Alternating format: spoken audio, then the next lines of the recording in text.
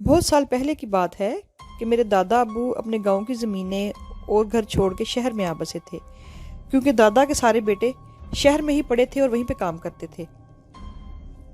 میرے فادر کی جو کہ شادی بھی ہو چکی تھی اور میں بھی تھی، میں اس وقت 4 سال کی تھی، تو اپنی امی اور ابو کے ساتھ میں بھی دادا کے گھر میں ہی رہتی تھی۔ فیملی جو کہ بڑی تھی تو دادا چاہ رہے تھے کہ ساتھ والا گھر بھی ہم لے لیں۔ دادا کے ساتھ والا گھر جو کہ بہت خوبصورت بنا ہوا تھا اور جدید طرز کا تھا، وہاں پہ کوئی بھی نہیں رہتا تھا۔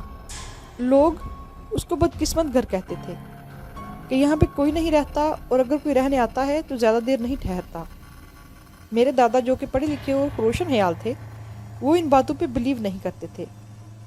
انہوں نے ایک پراپرٹی ڈیلر سے رابطہ کیا اور پتہ کروایا کہ اس گھر کا مالک مکان کون ہے، تو اس کو ہم خرید لیتے ہیں۔ جو کہ دادا کے اور بھی بیٹے تھے اور فیملی بڑی تھی، اس لیے دادا چاہ رہے تھے کہ میرے امی ابو کو وہ ساتھ والے گھر میں شفٹ کر دیں۔ تھوڑی بہت کوشش سے اس گھر کا مالک مکان مل گیا اور دادا نے وہ گھر خرید لیا۔ میں جو کہ 5 سال کی تھی، اپنے امی ابو کے ساتھ والے گھر میں آ گئی۔ گھر بہت خوبصورت تھا اور گھر کے باہر ایک بڑا سا گارڈن بھی تھا۔ سردیوں کے دن تھے تو امی کام کر کے باہر کے گارڈن میں آ کے لیٹ جاتی اور مجھے پاس بٹھا لیتی۔ میں جو کہ 5 سال کی تھی تو میں ادھر ادھر دوڑتی، لیکن وہاں پہ بہت سے چھوٹے خوبصورت بچے بھی تھے۔ وہ بچے گول مٹول سے سب میرے دوست بن گئے اور میں ان کے ساتھ بہت خوش رہتی تھی۔ دوپہر میں تو امی دھوپ میں بیٹھی رہتی اور شام کو جب مجھے اندر لے کے جانے لگتی تو میں ضد کرتی کہ نہیں، مجھے نہیں جانا، مجھے کھیلنا ہے۔ تو امی کہتی اکیلی ہی بھاگتی رہتی ہے پورا دن گارڈن میں، پتہ نہیں کیا ہے یہاں، میرے دوست ہیں، میں ان کے ساتھ مزہ کروں گی۔ میں امی سے کہتی تو امی مجھے ڈانٹ دیتی اور اندر لے جاتی۔ ایسے ہی تقریباً ساری سردیاں گزر گئی اور ایک میری چھوٹی بہن بھی ہو گئی۔ تو اب امی کو ایک کام والی کی ضرورت تھی۔ انہوں نے ساتھ ایک ماسی بھی رکھ لی۔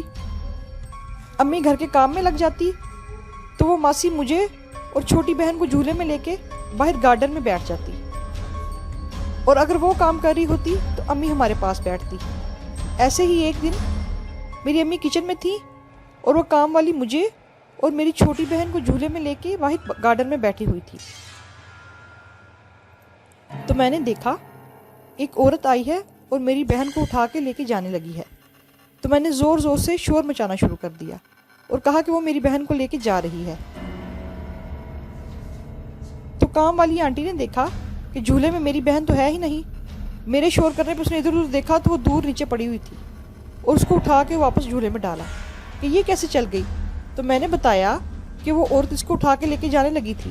جب میں نے چیخنا شروع کیا تو اس کو پھینک کے چلی گئی۔ یہ بات سن کے تو میری امی بہت خوفزدہ ہوئی کہ یہ کیسے ہو سکتا ہے، اتنی چھوٹی بچی ہے، وہ تو ابھی بیٹھتی بھی نہیں، تو یہ کیسے اتنی دور پڑی ہوئی تھی۔ ایسے ہی کچھ دن اور گزر گئے۔ میں 5 سال کی تھی، لیکن پتہ نہیں ایسی کون سی قوت تھی کہ وہ چیزیں مجھے تو نظر آتی تھی لیکن گھر میں کسی اور کو نظر نہیں آتی تھی۔ اور اب میرے ساتھ ایک اور معاملہ ہو گیا تھا۔ میری امی جب نانی کے گھر جاتی، وہاں پہ جو بھی باتیں ہوتی وہ مجھے سنائی دیتی۔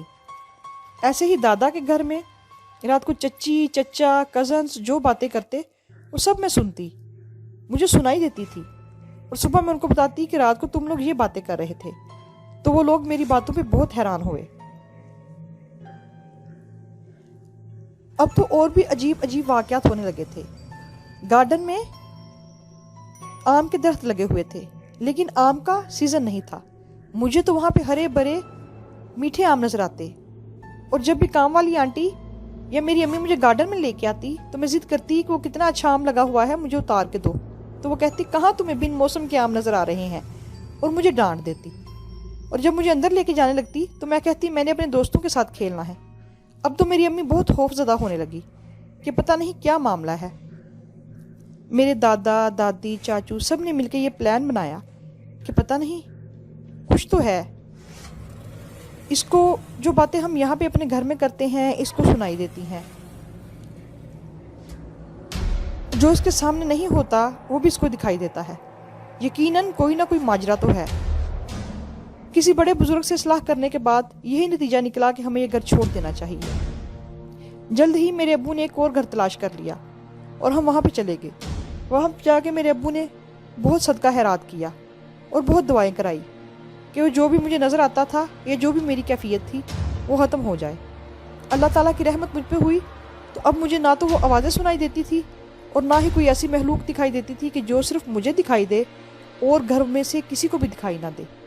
اب میں بڑی ہو چکی ہوں، لیکن آج بھی میں وہ سارے واقعات یاد کر کے پریشان ہو جاتی ہوں کہ ایسا کیا تھا، ایسی کون سی قوت تھی کہ وہ سب مجھے سنائی دیتا تھا، کسی اور کو نہیں، مجھے دکھائی دیتا تھا، کسی اور کو نہیں، کیا تھا؟